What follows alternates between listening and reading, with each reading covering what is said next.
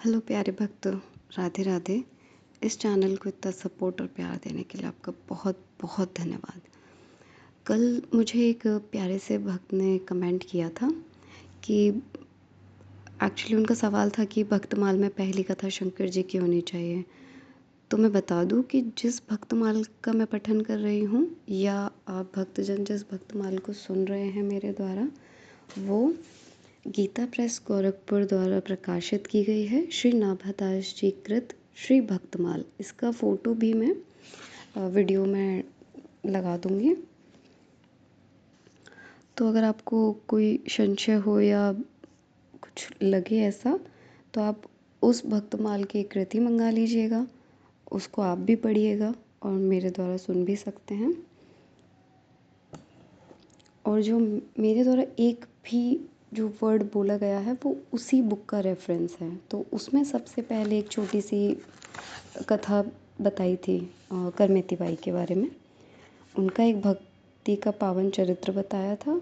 उसके बाद यहाँ से भक्तमाल शुरू होती है, जहाँ से भगवान के 24 अवतारों के बारे में बताया है। फिर भी अगर आपको कोई मेरे द्वारा भूल चूक लगे तो प्लीज़ आई एम सॉरी। हाँ, एंड महाशिवरात्रि भी आ रही है। अगर आप शिव जी की पावन कथा सुनना चाहते हैं तो कमेंट करें, और अगर अपनी भक्ति विश्वास को प्रगाढ़ करना चाहते हैं तो प्लीज़ प्लीज़ आप ये सुनते रहें। धन्यवाद। चलो आगे की कथा शुरू करते हैं। नेक्स्ट अवतार था उनका भगवान विष्णु का श्री नरसिंह अवतार। जब बराह भगवान ने हिरण्याक्ष का वध कर डाला तब उनकी माता दिति, उनकी पत्नी भानुमति, उनका भाई हिरण्यकश्यपु और समस्त परिवार बड़ा दुखी था। दैत्येंद्र हिरण्यकश्यपु ने सबको समझा बुझाकर शांत किया, परंतु स्वयं शांत नहीं हुआ। हृदय में प्रतिशोध की ज्वाला धधकने लगी।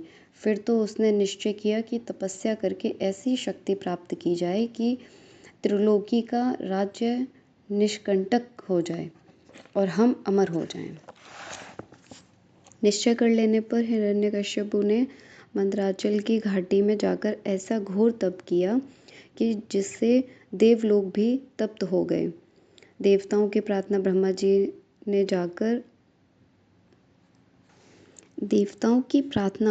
ब्रह्मा जी ने जाकर उससे अमृतत्व छोड़कर अन्य कोई भी मनचाहा वर मांगने को कहा। उसने कहा कि मैं चाहता हूँ कि आपके बनाए हुए किसी प्राणी से मेरी मृत्यु ना हो।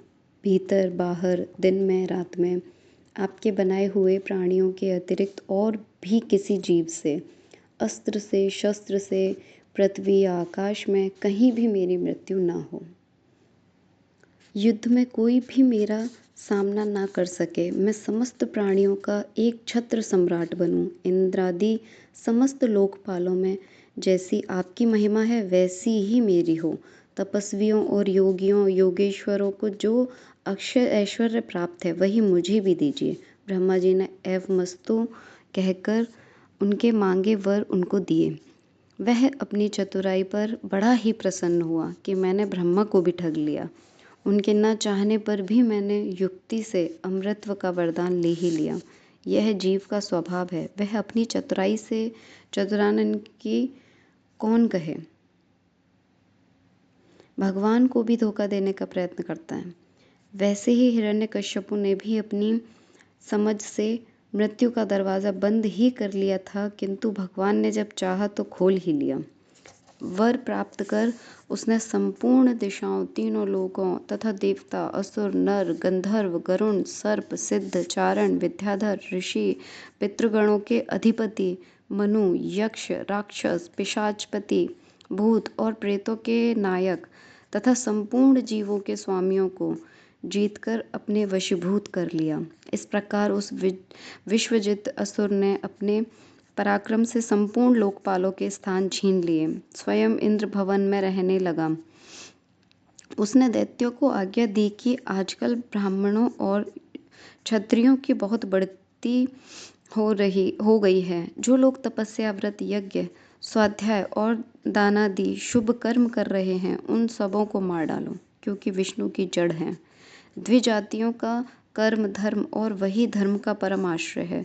दैत्यों ने जाकर वैसा ही किया, परंतु जहाँ त्रैलोक्य में इस प्रकार धर्म का नाश किया जा रहा था, वहाँ हिरण्यकश्यपु के पुत्रों में प्रहलाद जी जन्म से ही भगवत भक्त थे। 5 वर्ष की अवस्था में वे अपने पिता को भगवत भक्ति का पाठ सुना रहे थे। पुत्र को अपने शत्रु विष्णु का भक्त जानकर उसने यह निश्चय कर लिया कि यह अपना शत्रु है जो पुत्र रूप से प्रकट हुआ है, अतः इसे मार डालने की आज्ञा दी। पर दैत्यों के सब प्रयोग व्यर्थ हुए। तब हिरण्यकश्यपु को बड़ी चिंता हुई। उसने उन्हें बड़े बड़े मतवालों हाथियों के से कुचलवाया, विषधर सर्पों से डसवाया, कृत्या राक्षसी उत्पन्न कराई कि प्रहलाद को खा ले, पहाड़ों पर से नीचे गिरवाया, शंबरासुर से अनेकों प्रकार की माया का प्रयोग कराया, विष दिलाया, दहकती आग में प्रवेश कराया, समुद्र में डुबाया, इत्यादि अनेक उपाय मार डालने के किए, पर उनका बाल भी बांका नहीं हुआ। गुरुपुत्रों की सलाह से वे वरुण पास से बांधकर रखे जाने लगे कि कहीं भाग न जाएं, और गुरुपुत्र इन्हें अर्थ धर्म और काम की शिक्षा देने लगे। छुट्टी के समय प्रहलाद जी ने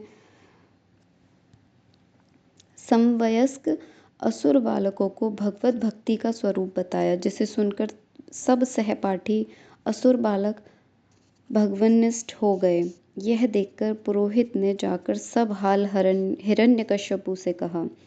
सुनते ही उनका शरीर क्रोध के मारे थरथर कांपने लगा और उसने प्रहलाद जी को अपने हाथ से मार डालने का निश्चय किया। उन्हें बुलाकर बहुत डांटा, झिड़का और पूछा कि तू किसके बल पर मेरी आज्ञा के विरुद्ध काम किए जाता है। प्रहलाद जी ने उसे उस सर्वात्मा सर्वशक्तिमान भगवान के स्वरूप का उपदेश दिया।